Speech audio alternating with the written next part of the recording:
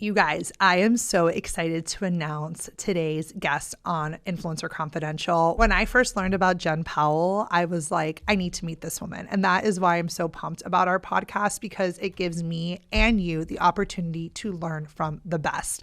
So Jenn Powell is one of the pioneering strategists and one of the original architects of the influencer industry. She is a powerhouse in so many ways.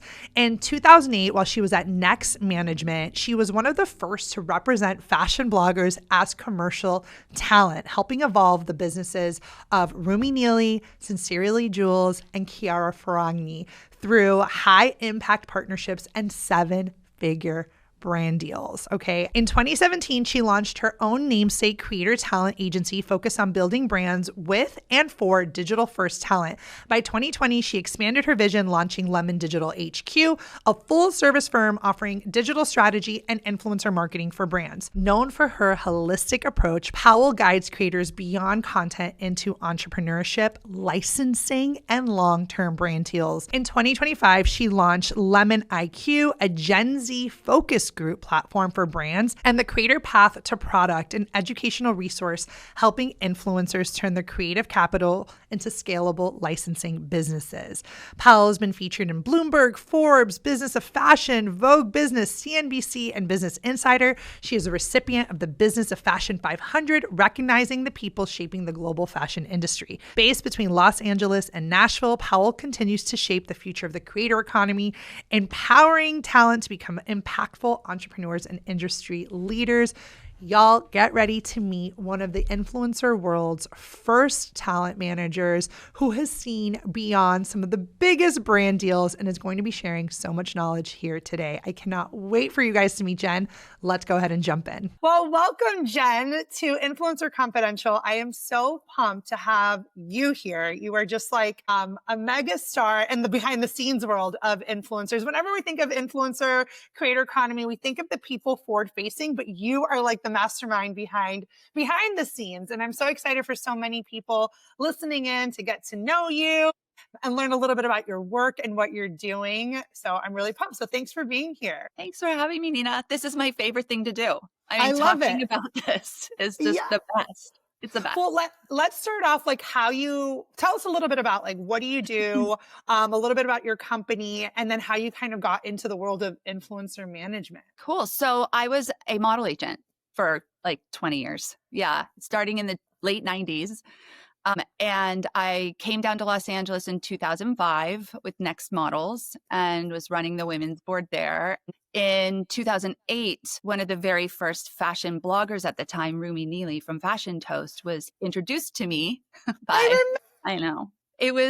Those were the olden days, and it was so exciting. And I was so curious about what she was doing because she had this blog and people were sending her clothes, Urban Outfitters, Pixie Market, all these guys were sending her clothes and she was shooting them and putting it on her blog and linking out, and everything was selling out. And I was like, wait 1 minute, like this could be really cool and like valuable, right?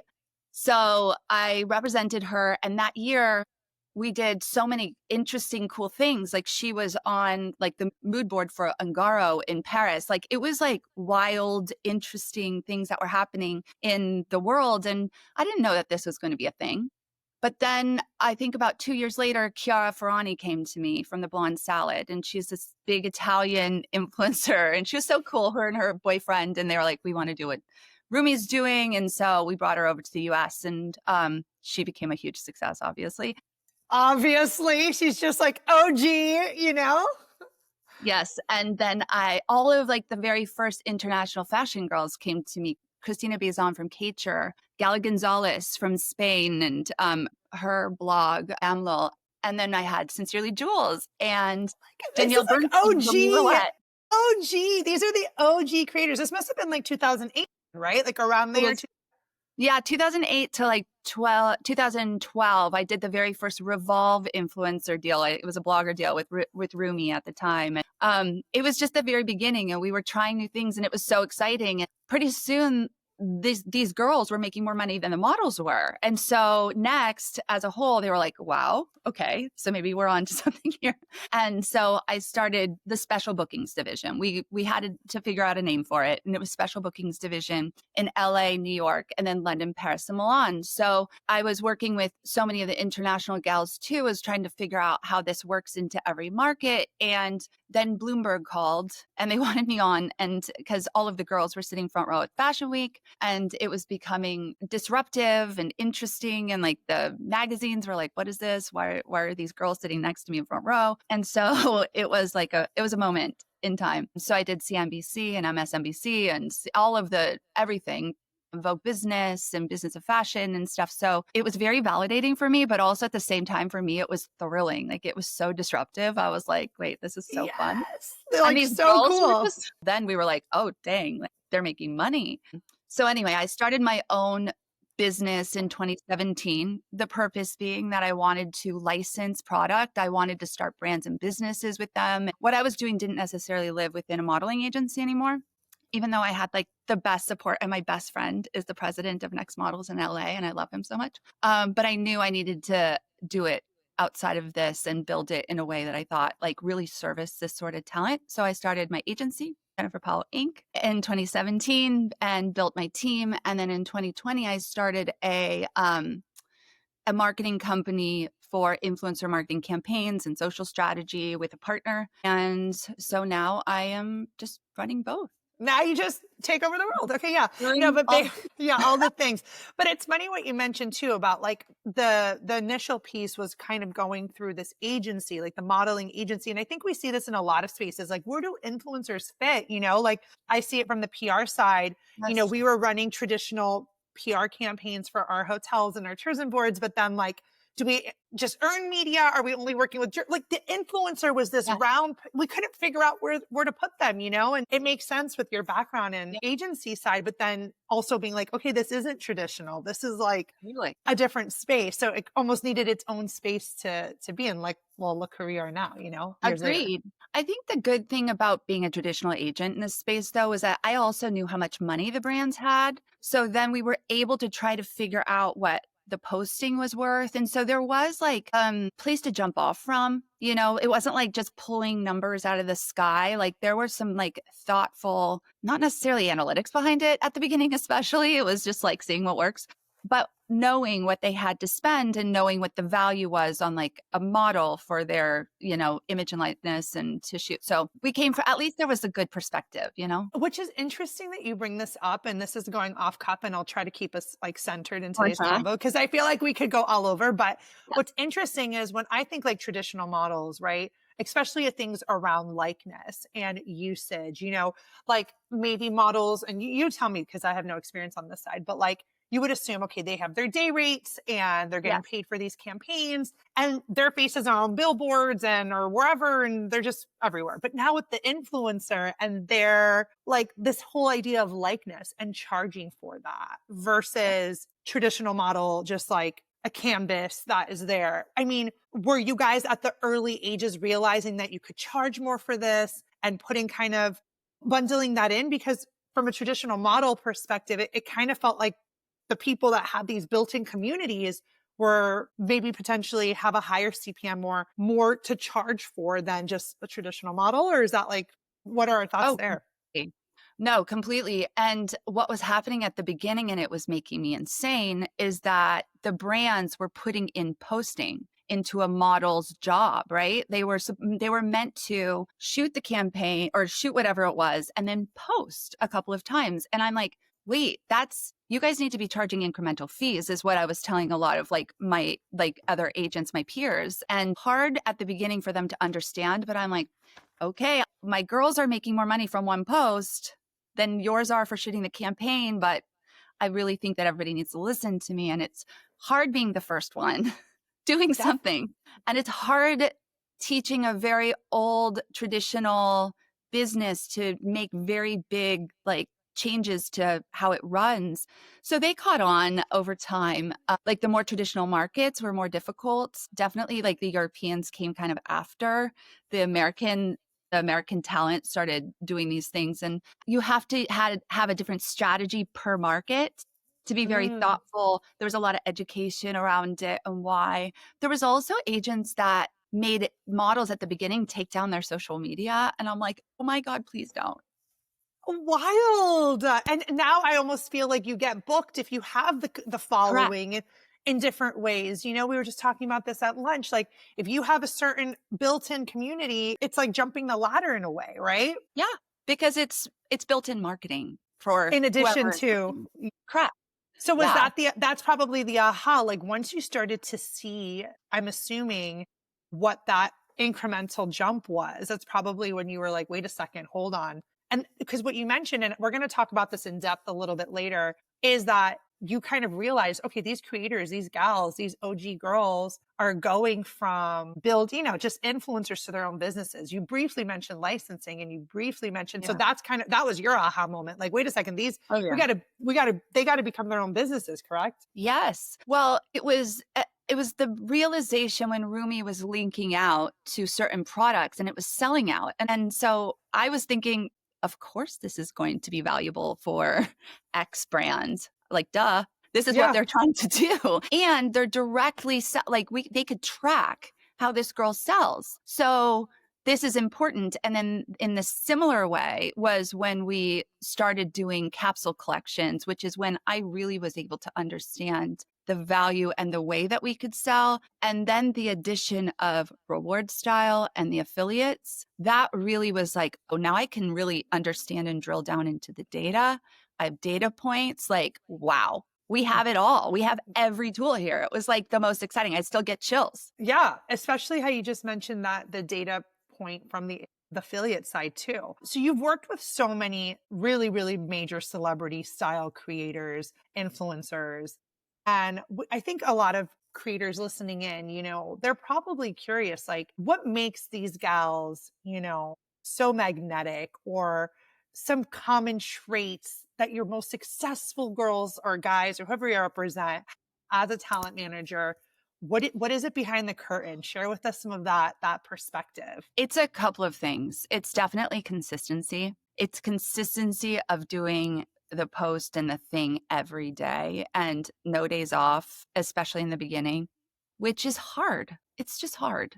But there's tools now to manage these things, to be able to get content up and to be able to like content bank, to shoot a bunch of things and then to be able to roll it out so you can have a little bit of a break, a brain vacation. They're incredible multitaskers.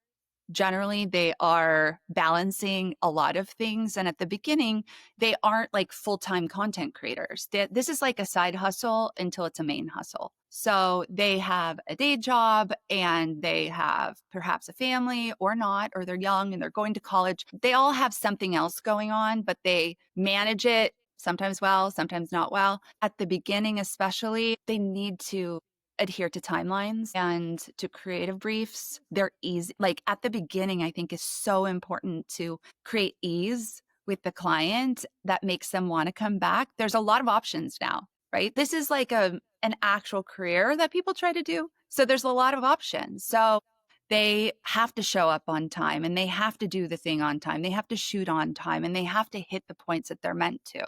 So I think that they all know those things. There's some bad behavior that creeps in, I think, as the career grows, but it's also because I think there's management that needs to happen at that point, that it's about building internal infrastructures of businesses. But at the beginning, it's really important for consistency, multitasking, things like that, that are just like the most basic, but are so important. And they're so important to me when I'm considering talent. And the weirdest thing, Nina, is like, I would say 50% of our girls are Aries. And I'm not like a total nerd about this stuff, but I'm like, what is it?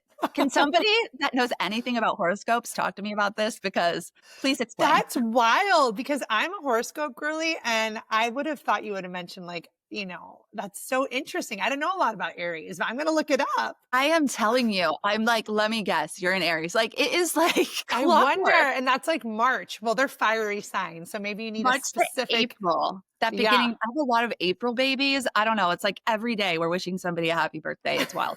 You're like, I don't know. who knows? What about like you're seeing these big brand deals, you're managing these brand deals, and you know when you got something good on the hook, right? You're like, I know, like we're gonna knock it out. And you know the worth of your girls or the guys that you represent. So like what are something that excite the brand clients? I know you're managing brand partnerships as well. You mentioned that part of your business, Yes. but from the traditional manager perspective, like what makes a brand excited to work with a creator? I think it's the willingness of the partner to create a relationship. And I think that everybody, when pitching or when considering going into something with a brand, they need to consider it a beginning of a relationship. And even for me, that's how I've built my entire business is relationships. It's not like I've done press. Like I am fully behind the scenes. It is 100% about relationships for, I think, the brands too, because the brands are like, they get a gazillion emails every day. And when you're really a lover of the brand, then they will believe it. And also when you care about the content that you're putting out or that you're going to deliver, they love when talent is like, what's your goal? Like, what is your goal? How can I get you there? And can I be a good partner? So I think that from the brand side, that's what they're looking for. They're like, is this partner going to be somebody that wants to help us get us where we're trying to be? I mean, it's pretty basic, right? But what you're saying is that word partner, That's right. almost like client services. Like once influencers start to Totally. see themselves as like service providers. Like, what are Yes. your goals? Like, how can I help you? Having that professional mentality. Like, especially when these creators want to get these brands on retainer or longer term partnerships, they have to be thinking like that. Not that one night stand approach, but kind of that. How can I serve you? How can I bring value?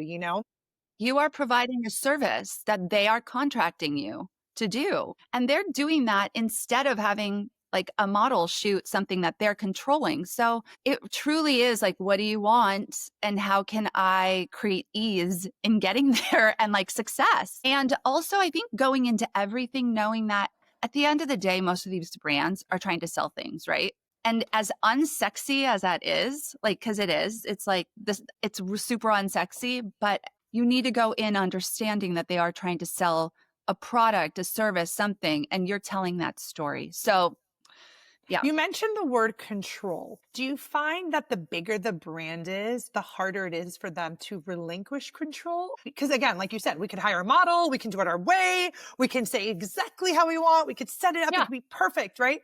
Do you find that is there some sort of like inverse relationship or positive correlation? The bigger the brand, the more, stricter guidelines? Or do you find that that's also maybe lessened up and some of your big brand clients are like, hey, you go for it. Like you're seeing more trust in the market. Yeah. Are brands being more trusting of talent, I with think these the campaigns? opposite. It's like, I think that the bigger the brand is, the more they're like, go, do you. And this is the goal. And this is the like content brief. And you're like, okay, like I can do something cool with this. But the brands that might have less funding, more to lose, they are activating with less talent. I think that they're more prescriptive and less willing to be flexible. Also, there's agencies that are coming between the talent and the brand. And a lot of times the agencies don't want to lose the brands either. So they have very specific goals and KPIs to hit to keep that brand. So the agencies a lot of times kind of layer in their own priorities onto these campaigns, which then do impact the amount of freedom and flexibility and all of these things because they have their own goals too. So you kind of have to think about it that way too. Then there's two teams that you're trying to make happy, which is Yeah. like, there's a lot of people to please here. Yeah, but what you're saying is such gold because I have experience on the agency side and I always Yeah, think like, well, the agency's charging this fat retainer right. because they're trying to keep their clients, happy. And then the creator's adding or the agency may be withholding budget. Oh, well, we don't have that. And you're like, yeah, because you're getting that, like let's call a spade, right? So there are a lot of people wanting,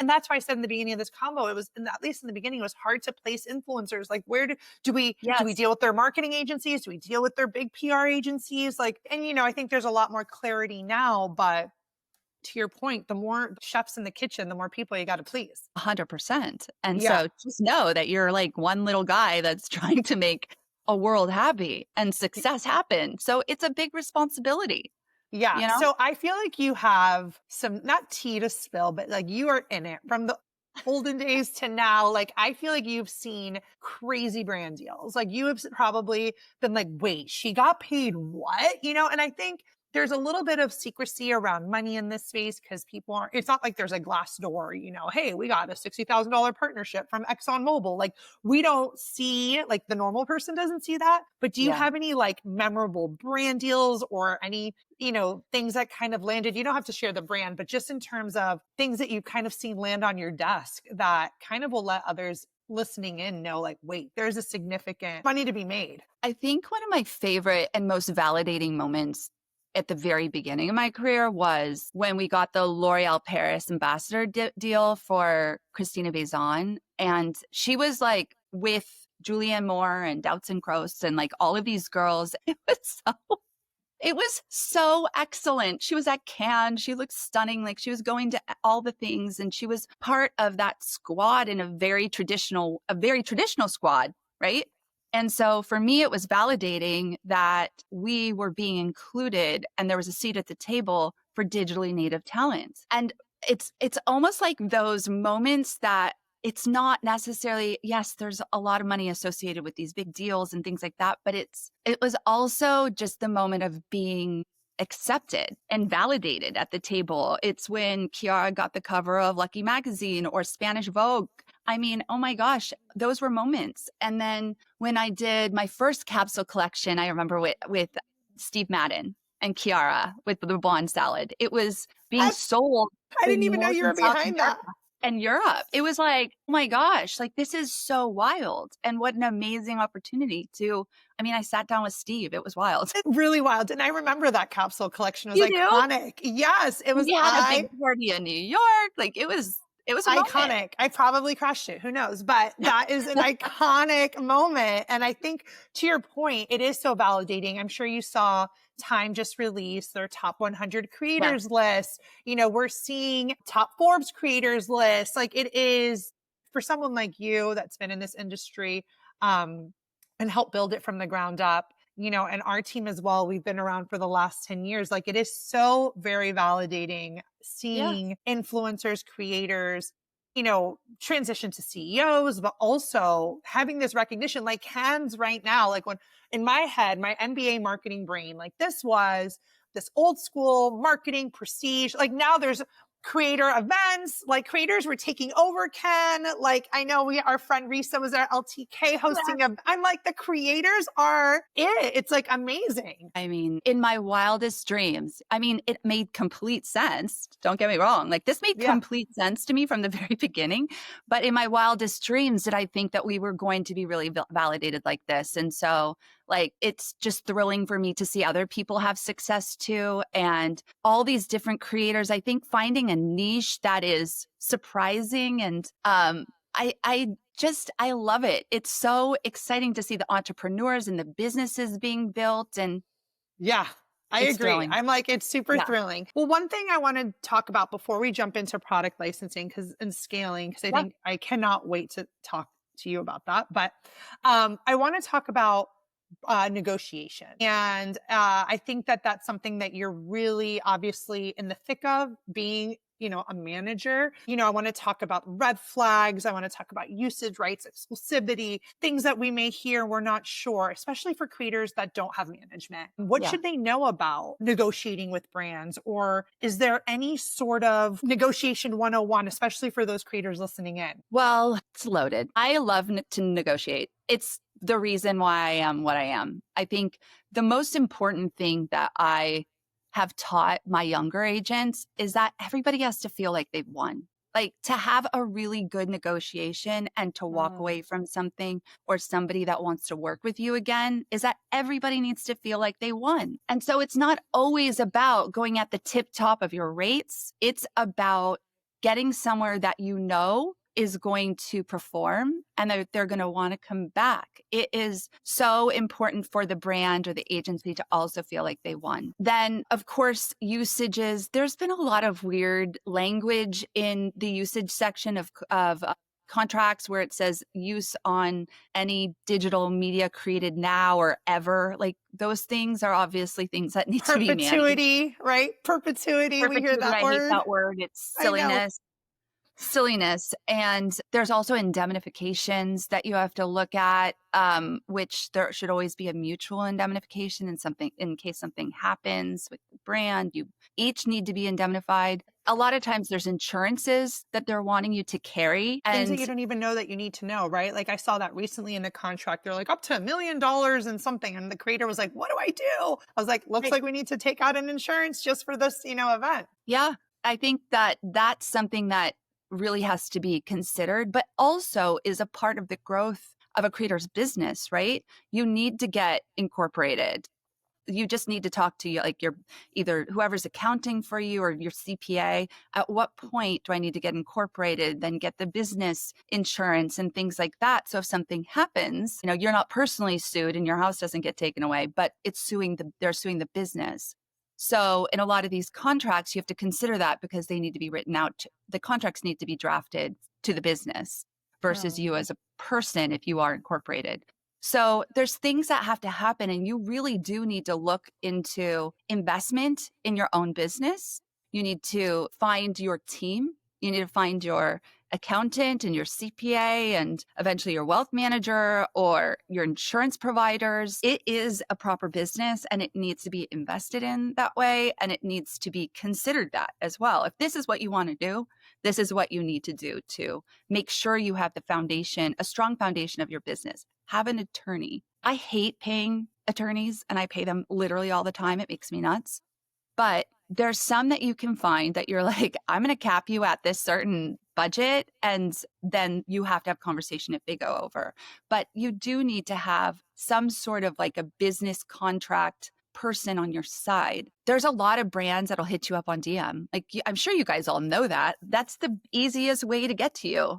And also, I think our marketing team does that too when we can't figure out who manages somebody. People are hitting you up directly. And a lot of times they're coming to you because they know that they could probably get you cheaper than an agency would, which is fine in the beginning. To be honest with you, get your business flowing before you need to really consider a manager or an agent. But really, those are the things that you have to be so careful about. It's those things that I just mentioned. There's a lot of overreach in a lot of these contracts, and it's not by design. Would you say that sometimes, like in our experience, it's been that these are like a lot of times there's just these standard contracts and the brand may just send it because they're sending it to everyone, and Right. It's kind of like up to the creator to advocate, to speak up, to say, hey, section 2A, like, what does that mean? Or, what, like, no, I don't want this. And even if they don't accept it, are you of the team, like, read through it or ask questions or, advocate? Because I think when it comes, especially around usage, I find this to be like the pebble in the shoe where people just can't, they feel like, wait a second, you want me to make this video, you want me to post it on my page, but you also want to do so much more with it. I mean, a lot of times we see brands kind of taking advantage, or especially of younger creators that don't have someone like you in their corner to be like, that's not happening. So these these young bucks have to like speak up for themselves, Everybody expects at least one round of red lines. Okay. Everybody does. And if you don't, they're like, there's like, she's green or he's green, like they're green. So I think that everybody expects a first round of red lines, and the terms that are offered to you on the email when you accept the job should be the same terms that are reflected on the contract. Always fine to have conversation. That being said, time is like the killer of every contract too. If you're going around in circles for 10 red lines, like then everybody's like, no, like I'm good. We're good. Agreed. It's just annoying. It's annoying at that point. Like, are we going to get there? Are we not? Let's get to the point. Yeah. And also by that time you're in like 3 weeks and it's like, are we really doing this campaign? So just be aware that time is of the essence, but that it's very fair to ask for at least 1 or 2 rounds of red lines. And what I do a lot of is after I do the first round of red lines and the brand comes back, and if there's more issues, I ask them to get on a phone call, because at that point you're able to get through the points and figure out, are we doing this or are we not? Like, can we just quickly figure this out? Like, no more emails. I move it love along. that. Speed is actually your friend, right? Because I love what you said, how time just is going to kill the deal. If you're just going back and forth, it's not fun for anyone. So nip it in the butt. Um, Exactly. Okay, so now I just want to dive into product licensing and expansion. I've been waiting. I feel like this is something that is so cool, especially for creators. I always call it kind of like that middle ground. They've gotten brand partnerships, they have a steady flow, they're already in the zone, and then they're thinking of being their own brand or developing their own brand, right? Everyone kind of has that little itch at some point in their creator journey. So let's start at the beginning and just in general, like when we talk about product licensing, like what does that mean and how is it different from like a typical brand collab? So licensing is a word that can be used for brands that are licensing your image for their social media. Like licensing is using somebody else's IP on your brand. So it is kind of loaded because even brand collaborations, like when we did Billabong and Sincerely Jules, that is a license. Let's talk about it. So that's an influencer who is now working with a brand, Billabong. It's like right now, Alex Earl for Hawaiian Tropic. I just saw the ads, right? Sincerely Jules for Billabong. She is creating capsule collections. So when you're talking about these sort of licensing or product licensing, you're talking about these sort of marriages between influencer and brand, correct? Talking about that plus, and we can get into that, like the standalone licenses, but Okay. we can go Both. one after the other. Yes. So like one being like Sincerely Jules for Billabong. That's what we would consider like these capsule collections. Correct. Where the creators may be designing a set of things, XYZ, and they're putting their name on it versus said creator creating her own line, right? Which is the second example. Right. Yeah. So this particular collaboration with Billabong and Sincerely Jules, it was such a great like growth and learning for me because we started off doing like social posts with Julie and Billabong many, many years ago. She would post, everything would sell out that she was wearing. Cool. Then they would give her the whole season of looks, and she would go with her husband to Tahiti and shoot the whole collection. And she would turn in the assets, which would be then a full campaign. Then we're like, oh, this is so successful together. Why don't we do product together? So we did 50 pieces with Billabong. It was swim, some like denim and ready to wear. There was hats, there was totes, there was a lot. And we sold in North and South America, Europe, and APAC. With this particular first collaboration, we did have retail partners. We had Nordstrom with the first one, and then Bloomingdale's was the second one. But for the first one, it was sold at retail and online on Billabong's e-commerce, and then it was also sold at Nordstrom. So that is an example. The product collaboration is an example of a license. They used Julie's IP to put on product, and that was a license. So that is one form of a license, yes. Love that. And okay. that's the easiest one to start with as a creator. Because you're also getting data, right? Like, oh my gosh, Correct. I could do it for Billabong. I could start my own, right? That's so right. do you find that to technically be like an entry point like when these creators are doing, or do you see that creators are nowadays just going straight to developing their own things? Like they may not, they could bypass, or what's that looking like? Well, the thing that I love about this this is not a sprint. Like we are here for the long, like we're building businesses, right? So what we're able to get from that partnership was we learned who her customer was, not just who her follower was. We learned the price point. We learned where they want to buy. Are they buying mostly on e-com? Are they buying in retail? How are we doing at Nordstrom? It was total like data just party we had. It was like all data. It was so cool. And we were able to take that and then create a very compelling package for Sincerely Jules in being able to have standalone licensing partners for her brand. So that's kind of what comes next. So creators come to me a lot and they're like, I want to start a business. I'm like, cool. What do you know what you sell well? Like, what do you sell? What's the price point? Who's your customer? All of those things. Most recently, somebody said, I don't know.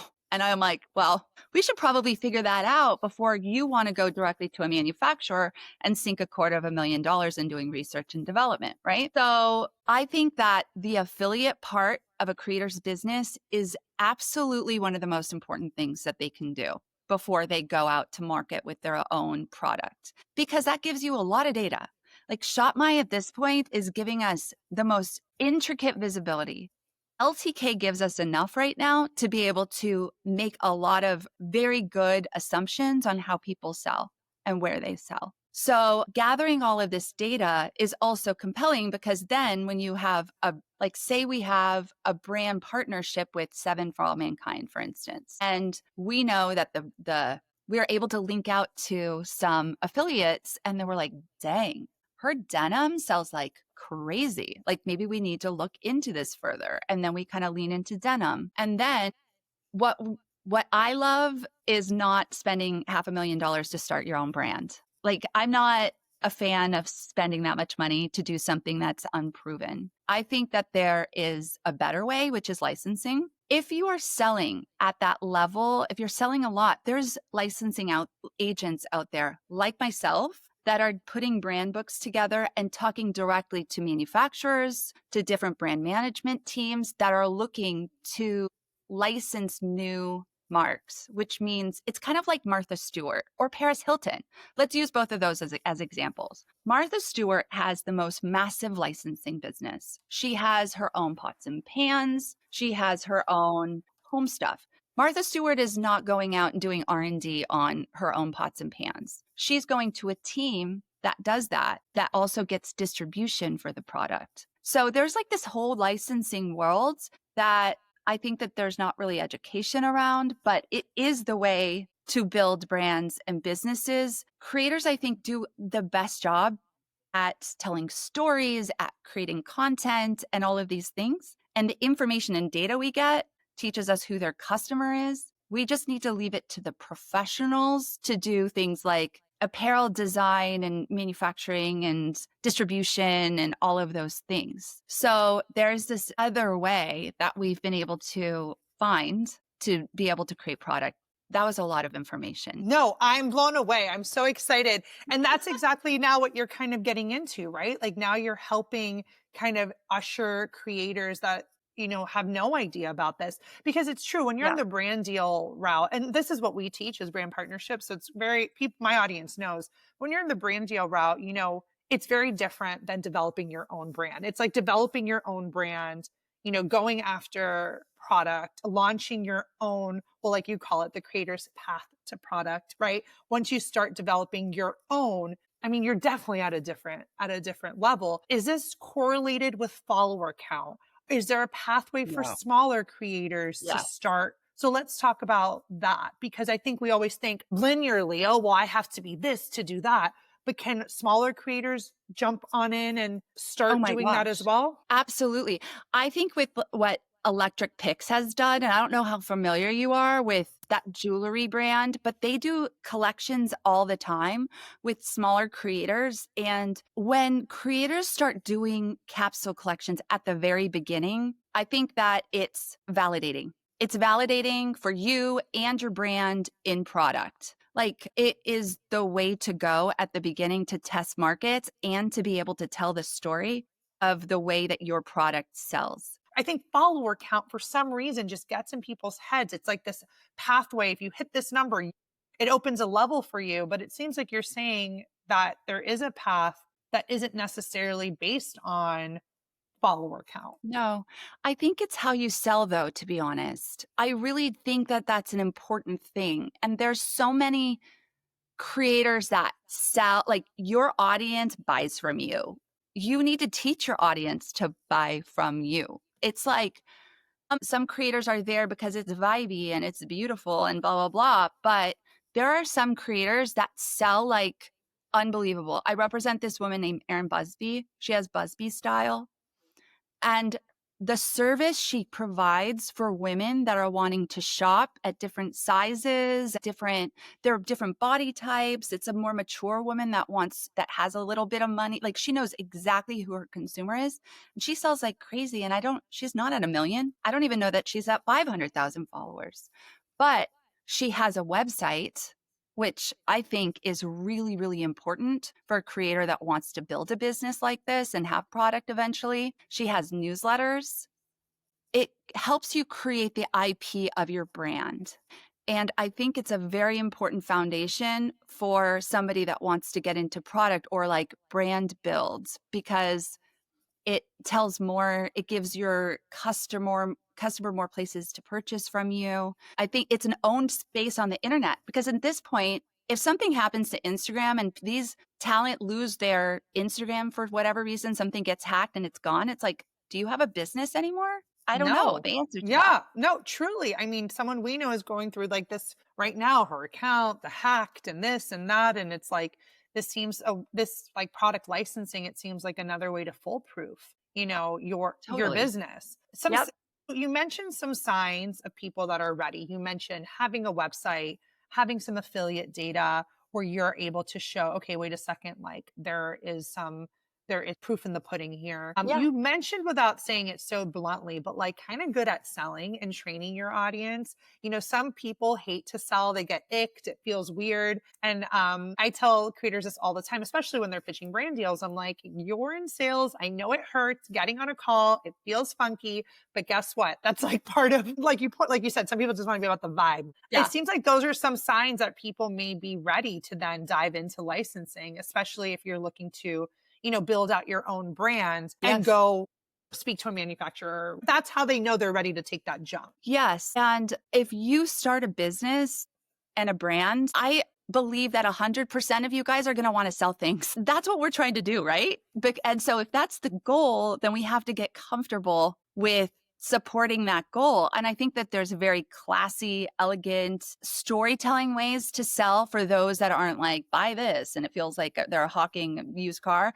There's a classier way to do it, but it's absolutely necessary. And it seems like it's the next step that we're not thinking about as much, but how Totally. we need to start thinking about, more, this seems like a more intentional and strategic stepping point, because a lot of creators maybe want to start, but they don't know. So when it comes to, product licensing, and this may be a little bit of a elementary question, but I want to ask, because I know a lot of the people in my, creators that I start with, they'll start with stuff like, oh, let's do merch, right? Like, oh, we're going to Yeah. start with like a merch line. That's an example of product licensing. So with merch it's Mhm. something that has your mark on it, but you're purchasing the inventory or it's being made to order.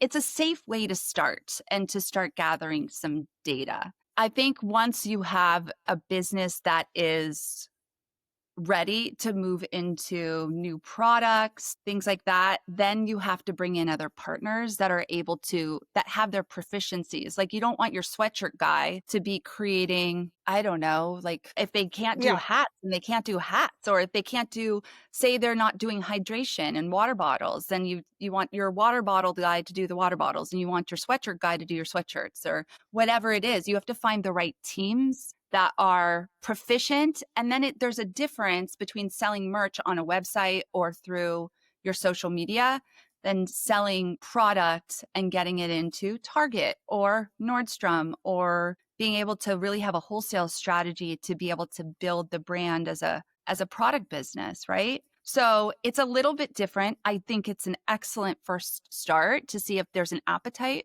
as well. And if people are buying into the brand, and to get to know your customer a little bit more. There's a community aspect of merch that I love. It's like, you're my people, we all Yeah. are. Like, I'm wearing your hoodies because I listen That's to your right. podcast, Yes. and I think, and like that, post yeah. it, which, by Yeah. the way, we have to talk about yours, Nina.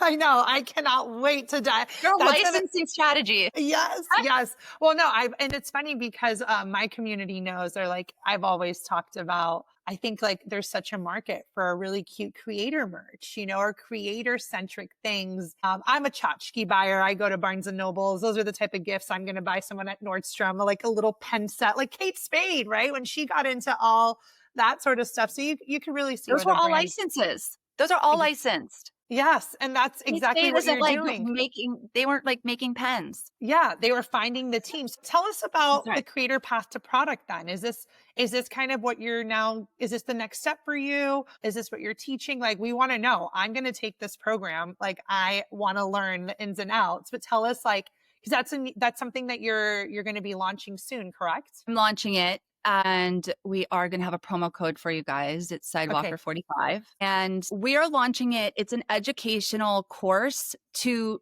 teach the creator how to get to product through licensing. Basically, it's to teach you everything they already know. And literally what you're teaching them on your course is aggregating all of that information slightly differently for a brand book to then get either one, a licensing agent that's able to go out and close deals for an apparel license, a hydration license, a luggage license, like to build the business. So basically it's to teach creators what they know, but it's what they're curating the data that they already have. And to teach them that, like, this isn't an overnight thing. This isn't an overnight strategy. This is something that happens on your career path as you grow, that you're then able to aggregate and then put into like a brand book that you're able to come to me and I'm able to say, yes, I see it and you're ready. And like, let's take it out to market.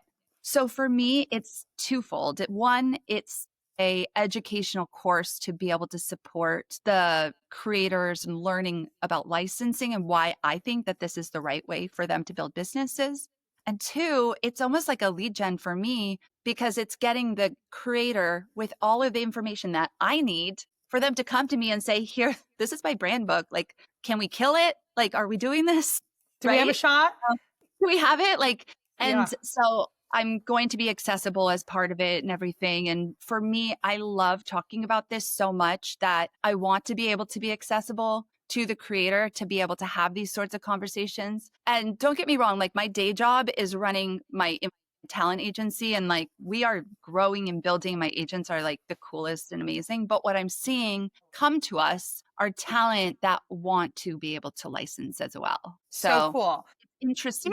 Even things like licensing agent, like didn't even know, like, you know, obviously I'm in the end, but like I know people will be like, I didn't even know that was a job or a thing, or like that you can just kind of, you know, white label or put your mark and find people that are already building and growing these things. Like they already have their specialties. They all live out there in the world. There's a lot of licensing agents that represent manufacturers, that represent retailers, that are creating these creator programs for certain retailers. Walmart's doing this so well right now. I think they're having a real moment with the creator. They have crushed and they understand the creator too.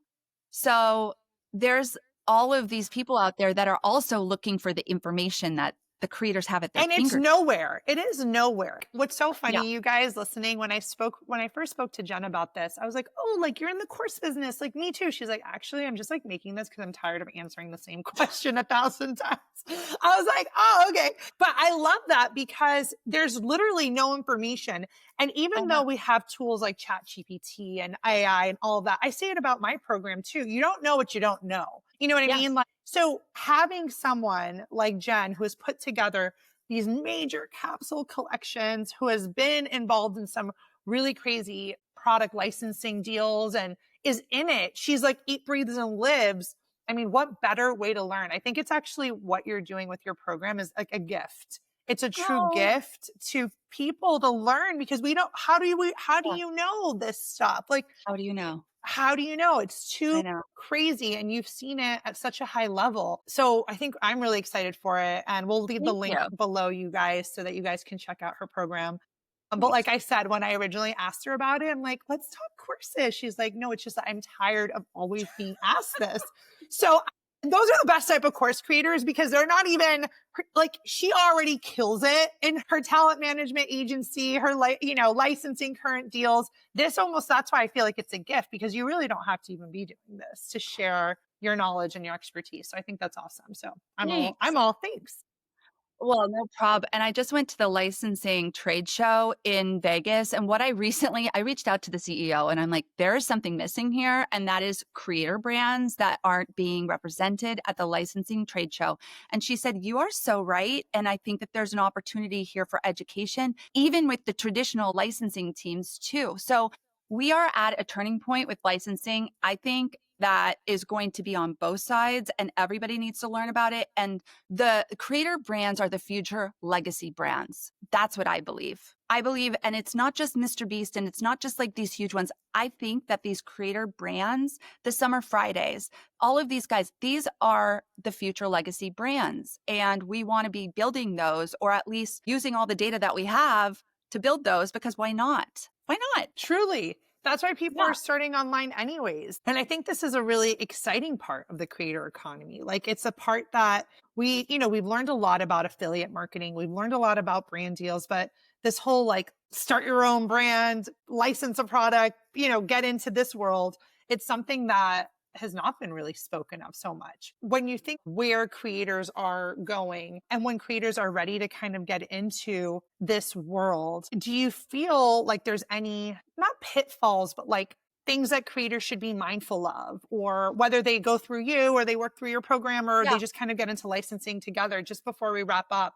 Yeah. And I think just like with bloggers at the very beginning, there's opportunistic people that show up and it's a money grab, which makes me insane. So there's a lot of these incubators that are unproven that you still have to pay a lot of money to, or they keep like 70% of your IP, which to me is like a crime. Like, I feel like if you have built your IP, that unless you're bringing in a partner where you can choose that you're giving them with this amount of money, like unless there's an operating partner that you're bringing in, like these incubators shouldn't be taking 70% of your IP, which means that they could own 70% of your digital footprint that you've been working on for the last 5 years. Like, it is so opportunistic and it makes me insane. So watch out for the incubators. I'm not saying they're all like that. Just there's some of them that you just have to make sure that you continue the ownership of your IP. I would pay money to them in a retainer before I gave up any of my IP. And that's the best part about licensing, is that you don't need to give up any of your IP. You retain 100% of it. And so I don't think a lot of people would even have known that. I think people would think, well, I have to give equity, or I have to give a piece of my IP. So you're saying actually, no, from an ownership perspective, you own it. Tell us more. You own 100% of your IP when you're licensing it. And they give you a royalty in exchange, a royalty on sales, on net sales. So when you're licensing, and it's traditional licensing, at this point, I'm licensing for Sincerely Jules, for Happily Grey. There's a bunch of them that I'm handling licensing, just straight licensing for their brand. Like when you see product out in the world, this is product licensing. That people receive royalties of net sales. So that is what you're getting. And that's what they're getting in exchange, is a percentage of sales. And so your brand and your brand DNA, your IP has to be strong enough, with a strong enough point of view for somebody to understand the DNA of the brand, and then to put it on luggage, or to put it on apparel, to design product, soft home, that would be representative of your brand. There has to be a very clear point of view. I think Jenny Cipoletti and Cucina Cipoletti does an amazing job of creating the most, like, it is very clear what her brand is. So if you create like very compelling DNA of a brand, then somebody is going to be like, wait, that would be amazing on stationery. You just need an agent to then take your brand book and pitch it. But you own 100% of the IP. They're just licensing it for a certain amount of time. So don't give away your IP. Like, don't give that away unless somebody is coming in and is like, I'm going to give you $1 million for 20%, and you need it and you want to do that. Like, that's up to you. But don't let like a random incubator take your IP so you don't have to pay them a retainer to develop product. Please don't. Oh my gosh. So good. Final words. Please don't, guys. I love that. Well, Jenn, thank you so much. I don't want to take up any more of your time. This has been beyond helpful. I will leave links below to the creator's path to product. I'll also leave links to your website. Is there anywhere else that you want like our friends to be able to connect with you? I think the links are great. You can also hit me up at Jenn Powell 14. I probably will get back to you if I'm not dealing with my teenagers, but so hit me up. And go to Hello GP Inc., go to Lemon HQ. We're running like some really fun focus groups with Gen Z for brands and stuff. Like, we're doing like a bunch of things. Like, I want to be, I'm a focus, that's the business side of me. I love a good focus group. I love a good, I love that. That's amazing. Thank you, Jenn, so much. Thank And you thank so you much. all for listening in. Yeah, thanks, guys.